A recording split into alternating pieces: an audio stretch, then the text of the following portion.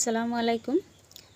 Eto hoise important অনুবাদ for HSLC 2025 অৰ্থাৎ যি সকল স্টুডেন্টে এইবাৰ 2025 ত মেট্ৰিক দিম বুলি ভাবিছা অথচ গোটেই 12টা লেসনৰ অনুবাদ মুখস্থ হোৱা নাই অথবা যি সকল স্টুডেন্টে কোনটো লেসনৰ কোৰ পৰা অনুবাদ আহিছে ধৰিব নোৱাৰা আজিৰ ভিডিওটো তেওঁলোকৰ বাবে এটো বহুত ইম্পৰ্টেন্ট ভিডিও হয় হেয়ে ভিডিওটো স্কিপ নকৰাকৈ প্ৰথমৰ পৰা শেষলৈকে চাবা তেতিয়াহে উপকৃত হ'ব পাৰিবা বলা তেতিয়াহলে দেৰি নকৰাকৈ আৰম্ভ কৰো প্ৰথমতে চোৱা তোমালোকৰ 12টা লেসন আছে এই 12টা লেসনৰ পৰা লেসন 4 লেসন 8 এন্ড লেসন 11 এই তিনিটা কবিতা হয় ইয়াৰ পৰা অনুবাদ নাহিব আৰু লেসন 9 টো যদিও গল্প হয় ইয়াৰ পৰা অনুবাদ নাহে এতিয়া 12 ৰ পৰা এই 4টা গুছি গলে কিমানটা থাকিব 8টা এই 8টা লেসনৰ অনুবাদ শিকিলে তোমালোকে পৰীক্ষাত 10 নম্বৰ পাবা আৰু হেই গুটেইখিনি শিকিব নালাগে কোনখিনি শিকিব লাগিব মই আজি কৈ দি আছো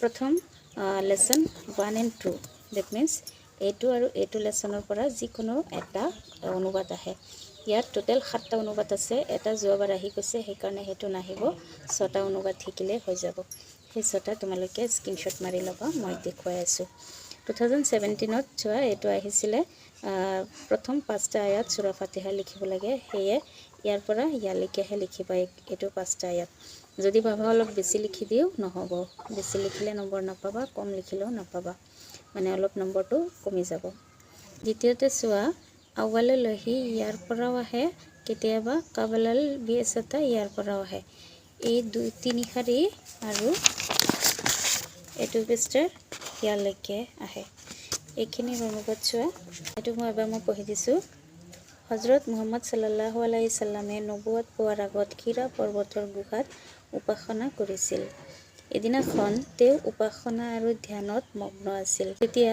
উখিৰ ফেৰেশতা জিব্ৰাইল আলাইহিস সালাম তেখেতৰ ওচৰত অৱতৰণ কৰিছিল আৰু তেখেতক কৈছিল হে মুহাম্মদ সাল্লাল্লাহু আলাইহি সাল্লাম পঢ়ক তেখেতে কৈছিল মই পঢ়ুৱৈ নহওঁ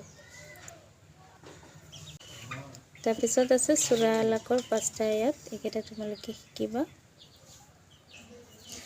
তাৰপিছত চোৱা এটো 1 নম্বৰ হাদিস আবু হুৰাইৰা ৰাদিয়াল্লাহু তাআলা আনহুৰ পৰা বৰ্ণিত তেওঁ কৈছে যে ৰাসূলুল্লাহ সাল্লাল্লাহু আলাইহি ওয়াসাল্লামে কৈছে যিজনে বিদ্যা অন্বেষণ কৰিবলৈ পথ বিচাৰে আল্লাহ তেওঁৰ বাবে বেহেশতৰ পথ সহজ কৰি দিয়ে তাৰপিছত আছে 2 নম্বৰ হাদিস হযৰত আনাস ৰাদিয়াল্লাহু তাআলা আনহুৰ পৰা বৰ্ণিত তেওঁ কৈছে যে আল্লাহৰ ৰাসূল সাল্লাল্লাহু আলাইহি ওয়াসাল্লামে কৈছে সেইজনৰ শপত যাৰ হাতত মোৰ প্ৰাণ তেতিয়ালৈকে কোনেও প্ৰকৃত মুমিন হ'ব নোৱাৰে যেতিয়ালৈকে তেওঁ নিজৰ বাবে যি ভাল পায় সেইটো তেওঁৰ ভায়েকৰ বাবে ভাল নাপায় নেক্সট আছে 3 নম্বৰ হাদিস এটো 2024 ত আহি গৈছে এবাৰ নালাগে 4 নম্বৰটো চোৱা এটো ইম্পৰ্টেন্ট আছে হযৰত আব্দুল্লাহ ইবনে মাসউদ ৰাদিয়াল্লাহু তাআলা আনহুৰ পৰা বৰ্ণিত তেখেতে কৈছে মই নবী সাল্লাল্লাহু আলাইহি ওয়াসাল্লামক প্ৰশ্ন কৰিছিলো আল্লাহৰ ওচৰত কোনটো কাম আটাইতকৈ বেছি প্ৰিয় তেখেতে কৈছিল সময়মতে নামাজ আদায় কৰা মই সুধিছিলো তাৰ পিছত কোনটো তেখেতে কৈছিল পিতৃ মাতৃৰ লগত সৎ ব্যৱহাৰ কৰা মই সুধিছিলো তাৰ পিছত কোনটো তেখেতে কৈছিল আল্লাহৰ ৰাস্তাত জিহাদ কৰা বা ধৰ্মযুদ্ধ কৰা তাৰ পিছত মানে এইখিনি পঢ়িলে 5 নম্বৰ পাবা 5 মাৰ্কস আৰু বাকি 5 মাৰ্কসৰ কাৰণে এইখিনি পঢ়িব লাগিব পিছত চোৱা 3 নম্বৰ লেসনৰ পৰা এইখিনি কানা মিন আদাতি উমৰ ইবনুল খাত্তাব ইয়াৰ পৰা ইলি ইবনাতিহা এটো পেজ নম্বৰ 21 ইয়াত মই পেজ নম্বৰ কফা লিখি দিছো এয়া পেজ নম্বৰ 21 2018 ত আহিছিলে কানা মিন আদাতি ইয়াৰ পৰা তাকালু লি ইবনাতিহা এখিনি আছে উমৰ ইবনুল খাত্তাব ৰাদিয়াল্লাহু তাআলা আনহু মানুহৰ খা খবৰ লবলৈ আৰু তেওঁলোকৰ অৱস্থা জানিবলৈ ৰাতিত ভ্ৰমণ কৰিছিল এদিনাখন ৰাতি তেওঁ মদিনাৰ পথেৰে গৈ আছিল এনেতে এজনী তিৰোতাই তেওঁৰ ছোৱালীক কোৱা শুনিলে ইমানলৈকে লিখিলে হৈ যাব আকৌ এটো চোৱা লেসন 5 পেজ নম্বৰ 40 ইয়াত পাবা ফানাজাতিন নামলাতি মিনাল গাৰকি ইয়াৰ পৰা কাৰিবি মিন নাহাৰি ইয়ালৈকে। তেতিয়া পৰুৱাটো ডুবি যোৱাৰ পৰা ৰক্ষা পৰিছিল আৰু পাৰজনীৰ মুখত কাম আৰু উপকাৰৰ বাবে কৃতজ্ঞতা প্ৰকাশ কৰিছিল। পাৰ চৰাইটোৱে পানী পান কৰি নদীৰ পাৰত ওচৰৰ এটা সৰু গছলৈ উৰি গৈছিল। ঠিক আছে, এইটো পেজ নম্বৰ 41 লেচন 5ৰ আছৰাআতিন নামলাতি ইলা ফিল হাৱাই ইয়ালৈকে। এই অনুবাদ এনেকৈ লিখিবা। তেতিয়া পৰুৱাটো চিকাৰীজনৰ ওচৰলৈ ততাতৈয়াকৈ গৈছিল আৰু তেওঁৰ ভৰিত জোৰেৰে বেদনাদায়ক কামোৰ মাৰিছিল। তেতিয়া চিকাৰীজনে বিষত চিঞৰিছিল আৰু তাৰ বাহু কঁপিছিল আৰু গুলীটো শূন্যলৈ উৰি গৈছিল। এই একেটা লেচনৰ পৰা লেচন 5ৰ পৰা 2018ত আৰু এটা আহিছিল, সেইটো হৈছে সামিয়াতিল হামামাতো ইয়াৰ পৰা শাকাৰান লাকা।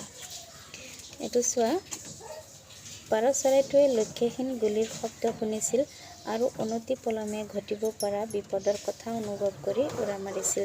পিছদিনা পাৰ চৰাইটোৱে পৰুৱাজনীৰ কাষ চাপিছিল আৰু নিজৰ ডেউকা দুখন জোকাৰি কৈছিল, তোমাক ধন্যবাদ। তাৰপিছত চোৱা, এইটো লেচন 6 পেজ নম্বৰ 52 2017ত আহিছিল। চালিম ৱাছুমান জামিলানি বিমঞ্জৰিল সকলি ইয়ালৈকে। এইটো হ'ব চালিম আৰু সুমন দুয়ো সহপাঠী মানে ক্লাছমেট, একে ক্লাছত পঢ়ে আৰু শেষত দুয়ো 10ম শ্ৰেণীত পঢ়ে। শেষত দুয়োজনে বন্ধৰ দিনত ৰাতিপুৱা খেতি পথাৰলৈ ওলাই গৈছিল। সেউজীয়া পথাৰৰ মাজেদি খোজ কাঢ়িছিল আৰু পথাৰৰ মনোৰম দৃশ্য চাই অতিকৈ আনন্দিত হৈছিল। পিছত চোৱা, এইটো লেচন 6ৰ পৰাই পেজ নম্বৰ 52 2014-2022ত আহিছিল। ফিল সকলি নাবাতাতুন মশগুলুন বিল আহমালি ইয়ালৈকে। এইটো খেতি পথাৰত ইয়ালৈকে লিখি ল'বা। এই ফিল সকলি এইটো আছে ছেমিকলন, খেতি পথাৰত এনেকৈ দি দিবা। উদ্ভিদ, জীৱ জন্তু, পুৰুষ আৰু মহিলা খেতিয়কসকল আছে। পুৰুষ খেতিয়কসকল বৰ পৰিশ্ৰমী আৰু মহিলা খেতিয়কসকলো পৰিশ্ৰমী। তেওঁলোক প্ৰত্যেকেই কামত ব্যস্ত। তাৰপিছত কি আছে চাওঁ আহা। লেচন 7ৰ পৰা আহিছে, পেজ নম্বৰ 66। এইটো চোৱা, 2020-23 15 তিনিবাৰকৈ আহিছে। তবিবু ইয়াৰ পৰা আফুৱান মাছ ইয়ালৈকে আৰু 20ত ইয়ালৈকেহে আহিছিল। ঠিক আছে, এইটো তবিবনটো দিয়া নাছিল। আফুৱান এইটো মানে ক্ষমা কৰিব, আপোনাৰ মংগল হওক।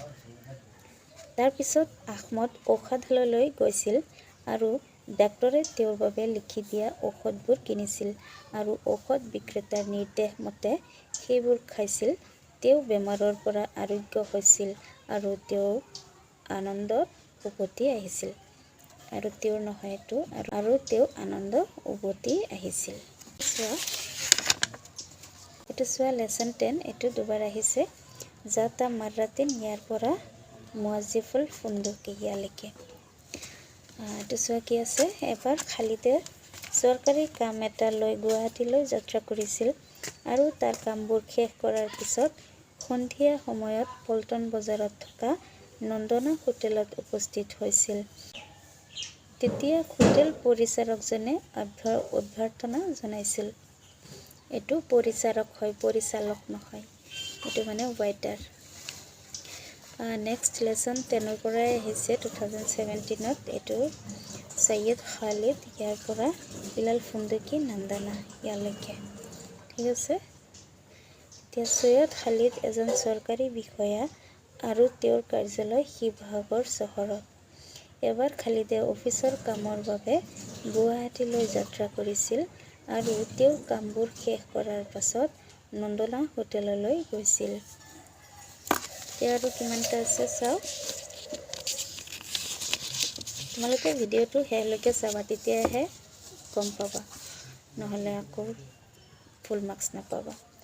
তো চেপ্টাৰ 12 পেজ নম্বৰ 132 এইটো 2014ত আহিছিল। এইটো লেচনৰ পৰা অনুবাদ আহে। ফকাল ৰাজুলু আনা আহসানতু ইলাইকা ফি তৰিকিনা, ইয়ালৈকে চাওক কি দিছে। তেতিয়া মানুহজনে কৈছিল, মই তোমাক উপকাৰ কৰিলোঁ আৰু তুমি মোৰ অনিষ্ট কৰি মোৰ উপকাৰৰ প্ৰতিদান দিব ওলাইছা।